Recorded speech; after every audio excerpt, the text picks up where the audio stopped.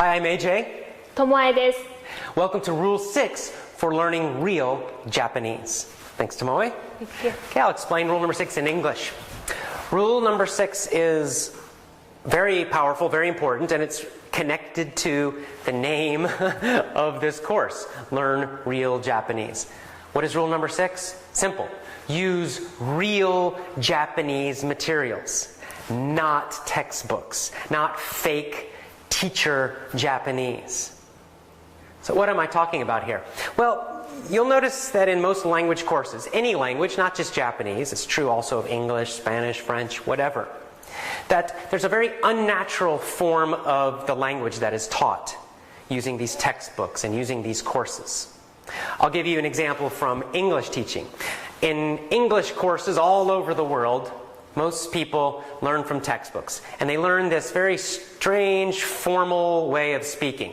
So their first lessons might be, hello, hi, how are you? I'm fine, and you? Right? This is the kind of English that students are learning all over the world. Now, real English speakers know that that's a very strange way of speaking, that no one really speaks, certainly not with that kind of pronunciation, and even that kind of very formal, hello, how are you? I'm fine, and you perfectly pronouncing every individual word.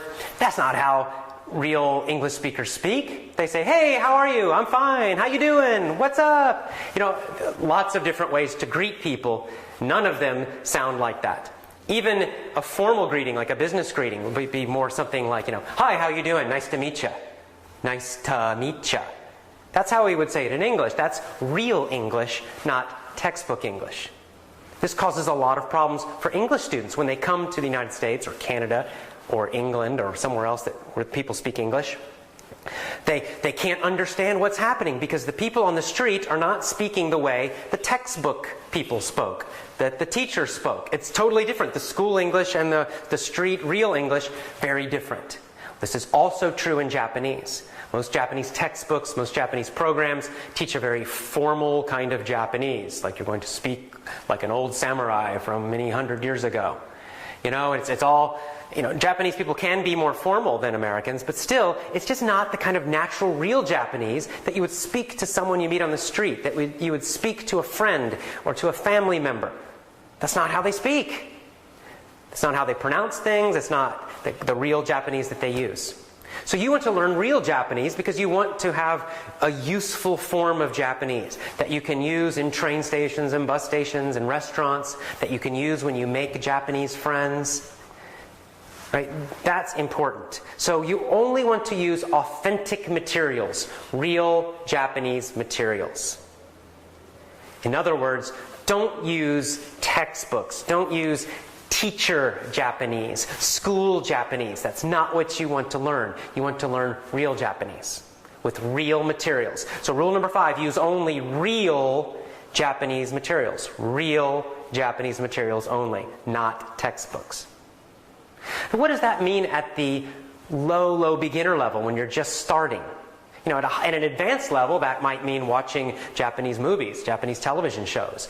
It might mean listening to podcasts and other audios from Japan. It might mean listening to real Japanese conversations between two people speaking naturally. And maybe, hopefully someone could record that for you. That would be great. But that's at a kind of a more intermediate or advanced level. What do you do when you're just starting, just learning? Where do you get natural Japanese, something that's more real? Well, how do little Japanese children learn? What do they listen to when they're very small? Well, I can tell you, my little Japanese nephew, he listens to stories, right? This is what most small children listen to. They listen to little stories, sometimes little songs, but mostly they listen to very simple commands. For example, get your book. Time for bed, go to bed, eat your food, right? These are very simple commands. That's the first thing that small children learn. That's natural and real, short, easy commands. And then the next thing they typically listen to for entertainment or fun would be little stories. Maybe their mom or dad reads a story from a little Japanese storybook for babies. Or maybe, their grandfather tells them a little funny story in Japanese. That's authentic Japanese. That's real Japanese. That's what the really small little Japanese children and babies learn with first. So you want to imitate this. This is what you want to do. You want to learn from simple, direct commands, the way a parent might tell their child to do things. That's very natural. That's how little small children learn all over the world. That's authentic, real language, not textbook. Little Japanese children do not learn, hello, how are you? I'm fine, and you? Konnichiwa! O genki desu ka? They don't learn that first. That's not the first thing they learn. They're not learning these formal ways of greeting each other. No. It's totally unnatural. And so you don't want to do that either. So you need to get real Japanese materials. At the beginner level, that means stories, and it means commands, short little commands, easy commands to follow. That's the natural way, the easy way, the authentic way to learn real Japanese. So that's why Rule 6 is to use only real Japanese materials. Rule number 6, use only real Japanese materials. Thank you very much. See you again next time.